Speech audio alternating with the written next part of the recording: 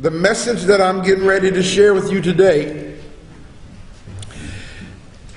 is one of those messages. In fact, y'all remember the message I did, What Shall We Do with Jesus? Yeah. See, that's the deep thing about y'all. Y'all be remembering messages. They make it hard on a brother. In case I want to kind of go back and do it again, and then y'all have the audacity to say, I remember that before. You did it better the first time. You know? But that message, What Shall We Do with Jesus, made a big impact in the body of African people. Well, if you think that one made an impact, today's message will probably spawn a boycott. She's clapping about it. Today's message will probably spawn a boycott, because what I'm going to share with you today will further equip you to rescue our brothers and sisters who are still bound. I just said, I love you. I said that on purpose. Okay? Because what I'm getting ready to share today, brothers and sisters, will cause such uneasiness in our brothers and sisters who are still stuck in religion, especially the religion of Christianity, that it's going to prompt retaliatory response patterns. Did you hear what I said? There's actually a verse in the Bible that says that people will do harm to you thinking that they do God a service. There are some people who, in fact, in the Roman Catholic Church, you have what's called Jesuits. And not only Jesuits, you have what's called the Knights of Malta. These are people who have taken an oath to defend the church at any cost. So when doctrines and information comes forth that literally chisels away at the foundation of such a strategic belief system as Christianity, then those who are proponents of Christianity, those who have taken a vow to defend the faith, feel that it's their duty to do something about it. But it's okay, because the truth needs no defense. It speaks on its own. So the message that I want to share with you today, brothers and sisters, is this. Everybody repeat after me. There will be no rapture.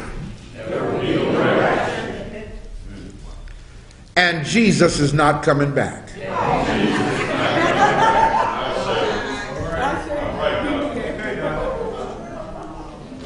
Did y'all get that? Now, once again, I know those of you here, you know that already, unless we have some visitors with us today. Okay?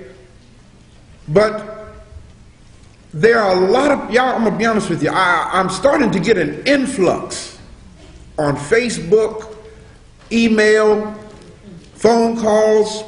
I'm starting to get a serious influx of people who've been listening, who started listening from the perspective of, how can I disprove this brother? You follow what I'm saying? But in the attempts to try to disprove what I'm saying, they've gotten harpooned. They didn't just get hooked. They got harpooned. And that giant hook of the harpoon is in them. And now it's like, man, you got to answer some questions for me, so that we are better equipped to reach our brothers and sisters I want to share this information with you. I say again, and actually I want you guys to replicate what I'm going to do today. Okay? Starting from right here. Before I share this information with you, please understand, brother. Please understand and hear me. Listen to what I'm saying. I love you. I really do. And I don't mean you any harm. But I must share this information with you to help open your eyes and set you free. Yes. If it's unbearable for you, then just put it down until you can come back and deal with it later. Because the information ain't going nowhere. You have to digest it as you can. Now, once again, I want to share with you the fact that there will be no rapture. And Jesus is not coming back. Now, let me tell you how this works, how this unfolds.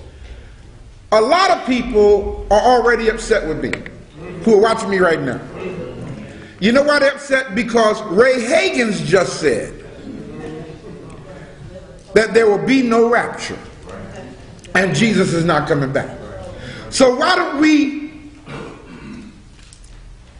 augment, why don't we modify the subject to say it this way? The Bible says that there will be no rapture and Jesus is not coming back. Now let me show you what I mean here. Y'all follow this.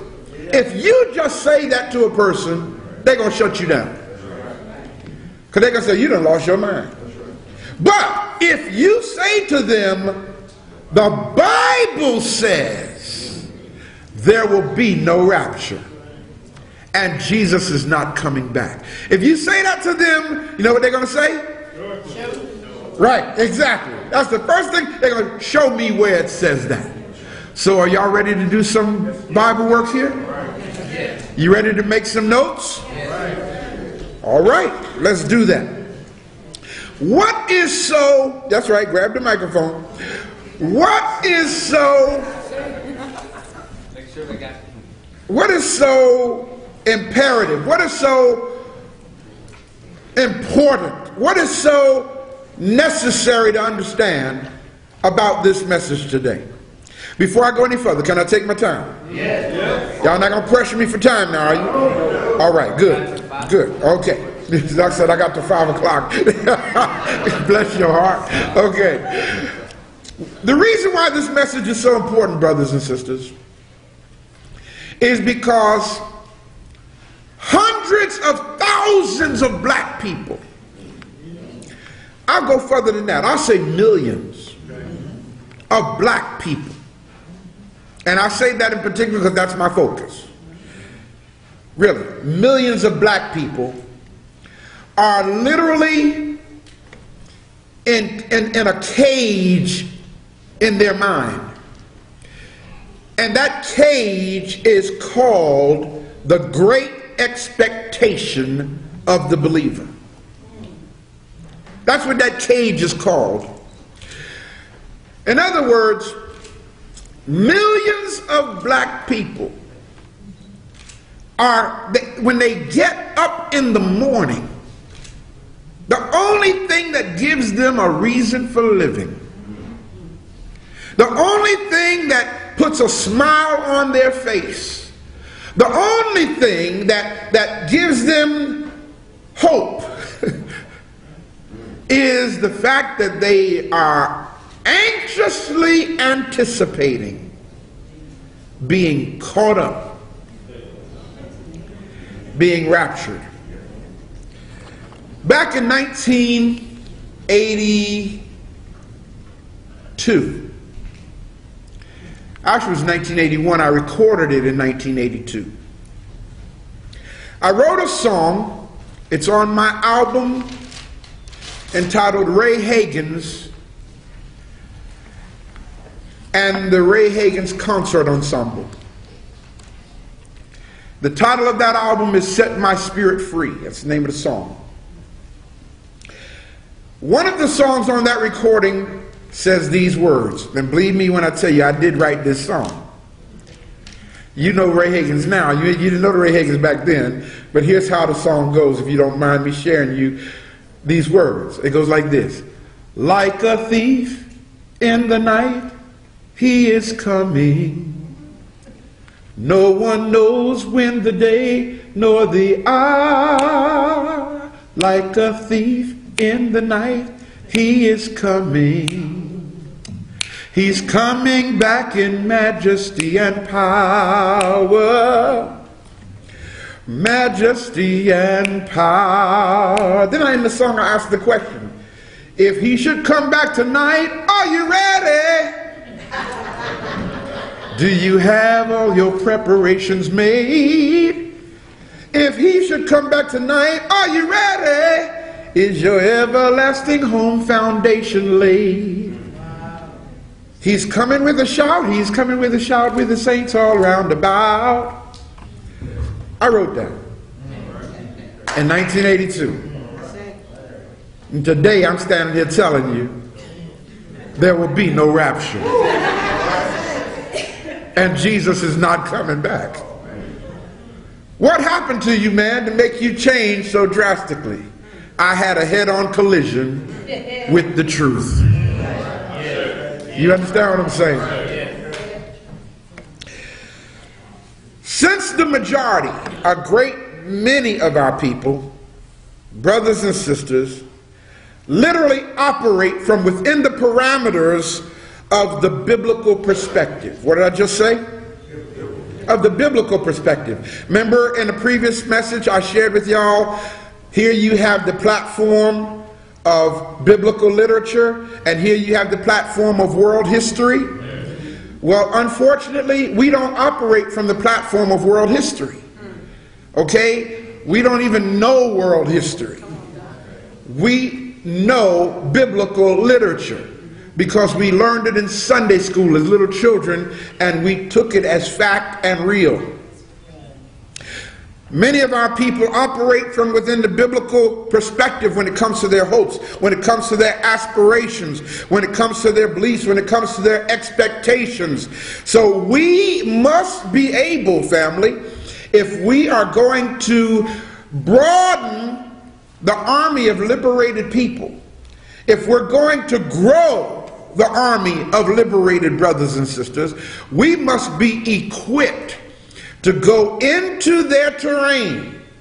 Did y'all get what I just said? We must be equipped to go into their terrain and rescue them. As our dear friend Dr. Milana Karanga says, rescue me if I'm wrong. He didn't say attack me if I'm wrong. He said rescue me if I'm wrong. And that needs to be our approach. Our approach needs to be, I'm coming to rescue you, not attack you, not to show you that you don't know what you're talking about. I'm coming to rescue you. Now, how do you have to rescue a person? You have to rescue them in love.